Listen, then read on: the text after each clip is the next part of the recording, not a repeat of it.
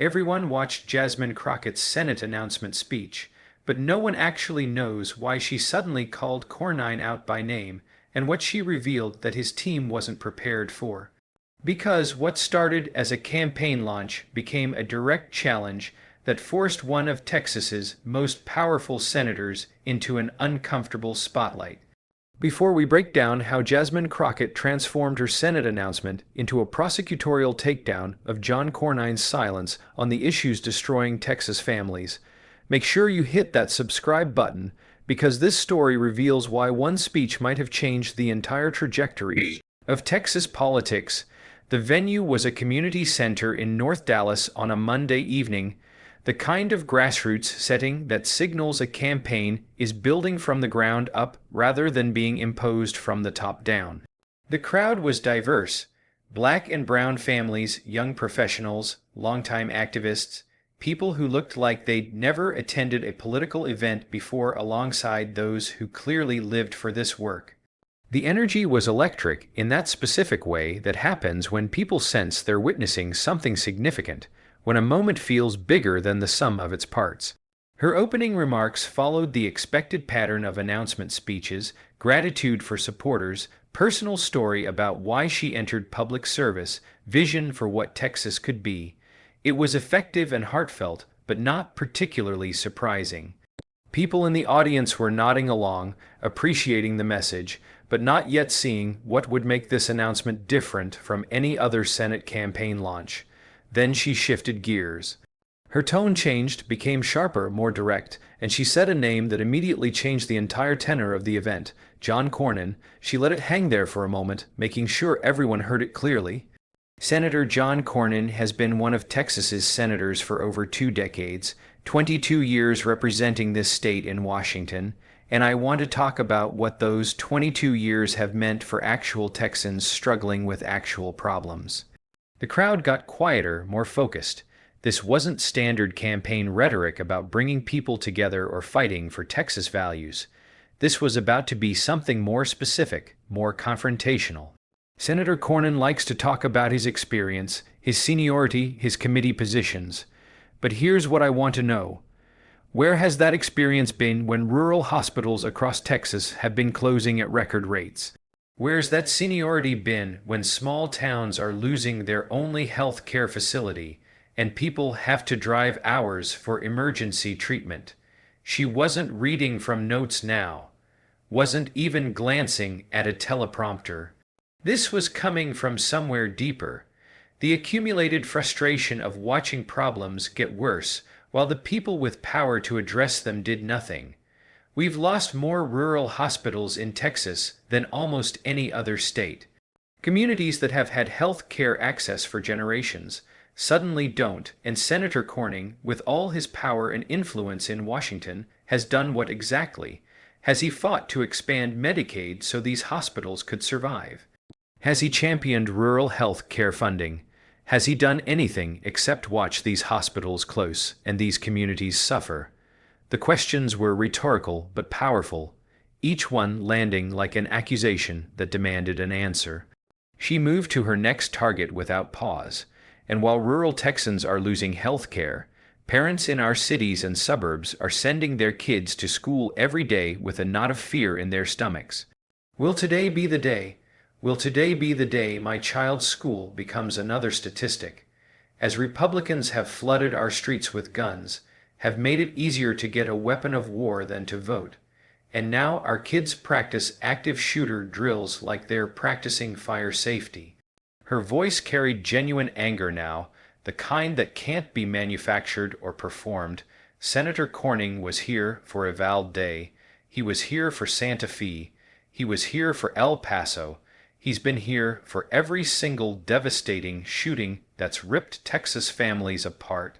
And his response has been thoughts and prayers and the absolute minimum legislative action he could get away with before going right back to taking money from the gun lobby. That's not leadership. That's cowardice wrapped in a suit. The word cowardice hit hard, and she knew it. You don't usually call a sitting senator a coward in your announcement speech unless you're prepared to fully commit to that accusation. Crockett was committed.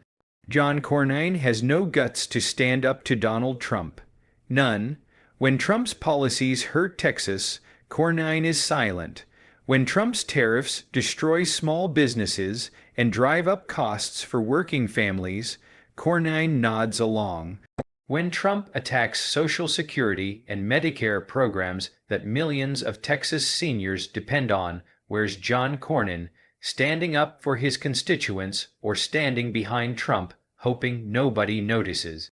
She was building now, each point connecting to the next, creating a comprehensive indictment of Cornyn's record. Let's talk about those tariffs specifically, because this is where Cornyn's silence gets expensive for regular people. Trump imposes tariffs that function as a tax on consumers. Construction materials cost more. Manufacturing supplies cost more. Everyday goods cost more.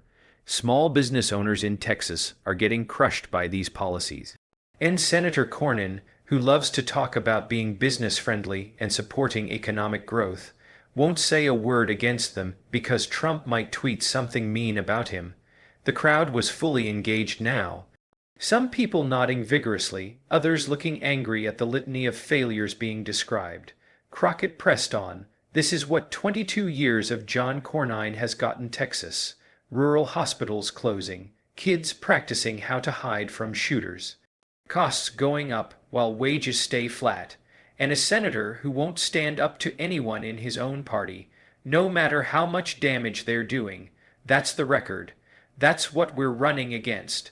But she wasn't done because there was another powerful Republican in Texas who'd earned her attention. And then there's Greg Abbott, our governor, who can't seem to stop saying my name. Greg Abbott talks about me constantly, mentions me in speeches, brings me up in interviews. You want to know why? Because I speak to all Texans. I speak to the people he spent his career trying to silence. The transition to Abbott was seamless, and it revealed something important about her strategy. She wasn't just running against Cornyn. She was running against the entire Texas Republican power structure that had failed the state. Greg Abbott took over Houston ISD, took over an entire school district, removed elected school board members, imposed state control. Why? To punish black and brown communities for voting the wrong way. To show what happens when you don't support his agenda. He turned education into a weapon of voter suppression, and John Cornyn said nothing. She connected the two Republicans explicitly, making sure voters understood they were partners in the failure she was describing. Abbott closes voting locations. Cornyn doesn't object. Abbott makes mail voting harder. Cornyn looks away. Abbott purges voter rolls. Cornyn is silent. They work together to make sure certain Texans, particularly black and brown Texans, particularly young Texans, particularly poor Texans, have a harder time making their voices heard. And then they turn around and claim they won because Texas is a red state. No, Texas isn't red. Texas is suppressed. That line got sustained applause. People standing, the energy in the room reaching a peak. Crockett let it build before bringing the focus back to the choice Texas faced. This race is life or death. I don't say that for drama. I say it because it's true. It's life or death for the woman in rural Texas who has a medical emergency and the nearest hospital closed last year. It's life or death for the kid going to school wondering if today, the day, someone comes in with a gun. It's life or death for the senior citizen, choosing between medication and food because their fixed income doesn't stretch far enough and nobody in power will protect Social Security. She slowed down, making sure every word landed with full weight. This is now or never for Texas. We can keep electing people like John Cornyn who have proven over decades that they won't fight for us, or we can choose something different. We can choose someone who will stand up to Trump instead of cowering, someone who will fight for rural health care instead of letting hospitals close, someone who will protect our kids instead of protecting gun manufacturers, someone who will expand democracy instead of suppressing it. The applause was sustained now, people recognizing that they weren't just hearing a campaign speech, they were hearing a declaration of war against the political establishment that had dominated Texas for a generation. Crockett wasn't finished making her case. They're going to say, I can't win. They're going to say Texas is too red, too conservative, too resistant to change, but here's what I know. Texas doesn't vote for its values because Texas doesn't get to vote freely. When you close polling locations, purge voter rolls, make mail voting difficult, and gerrymander districts into oblivion, you're not winning because Texans support your policies. You're winning because you've rigged the game. She pointed out into the crowd. There are millions of Texans who don't vote, not because they don't care, but because they've been told their vote doesn't matter, because the system is designed to make participating as difficult as possible. Because they've never seen anyone who speaks to their concerns and their struggles, we change that. We give those Texans a reason to show up, and suddenly Texas looks very different than the red state Republicans claim it is. The Obama comparison that would later dominate coverage of the speech came next, though she didn't make it explicitly. I've heard people say that for a black person to achieve at the highest levels in this country, they have to be far superior to everyone else. They have to be exceptional just to be considered qualified. Well, let me tell you something. I'm prepared to be exceptional. I'm prepared to outwork, outsmart, and outfight anyone who thinks they can coast on seniority and partisan loyalty. John Cornyn has experience, I have excellence, and in this race, excellence is going to win. The crowd was on its feet now, the energy in the room having built to something that felt less like a political event and more like a movement. Crockett used the momentum to drive home her closing argument. Greg Abbott keeps mentioning my name because he knows what I represent. I represent every Texan he's tried to silence, every voice he's tried to suppress, every community he's tried to control. John Cornyn won't stand up to Trump because he's afraid of losing power. I'm not afraid because my power doesn't come from party bosses or big donors, it comes from you. From Texans who are tired of being ignored, tired of being suppressed, tired of watching our state fail while Republicans celebrate their own power. She ended with a promise that was both a commitment and a challenge. We're going to fight for every single vote. We're going to organize in every county. We're going to show up in places Democrats haven't competed in years. We're going to talk to voters who've been ignored for decades.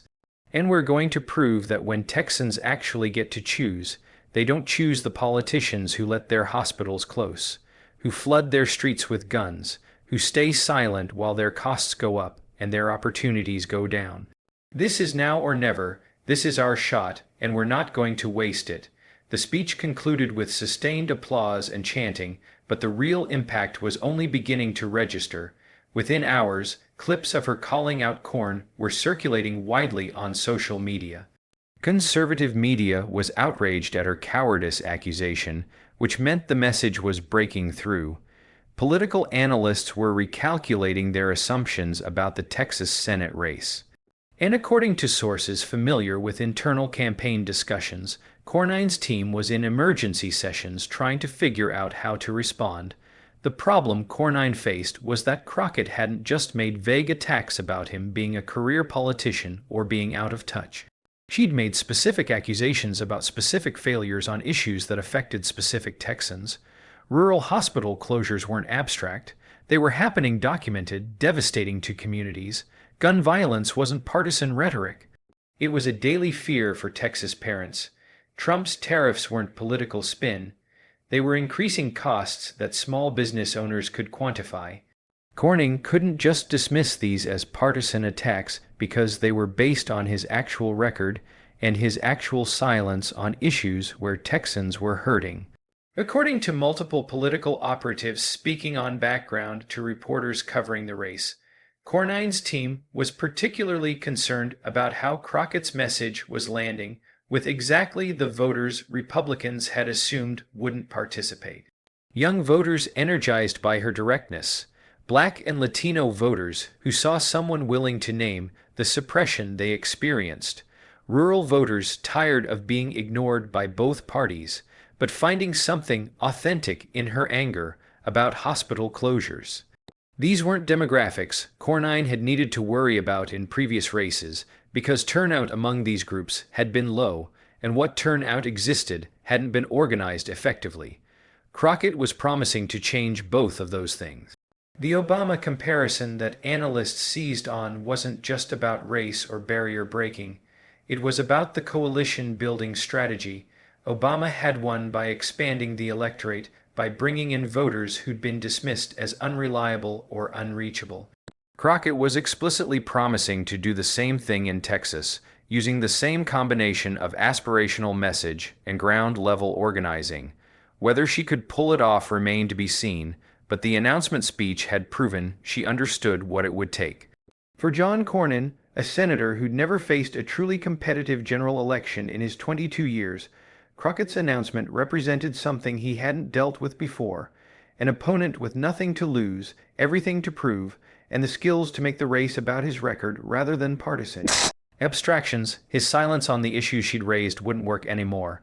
His experience wouldn't intimidate voters who were living through the failures that experience had produced. His seniority wouldn't impress Texans who were asking what he'd actually done with all that time in Washington. The 2026 Texas Senate race had just gotten significantly more interesting, and it had happened because Jasmine Crockett decided her announcement speech wouldn't be about her. It would be about the Texas that John Cornyn had failed and the Texas she promised to fight for. If this breakdown of how Jasmine Crockett's Senate announcement became a direct challenge to John Cornyn's record, showed you why some campaign launches transcend typical political rhetoric, hit that like button and subscribe for more analysis of the moments when new candidates redefine the term of political competition. Drop a comment telling us whether you think Crockett's direct confrontational approach helps or hurts her chances in Texas.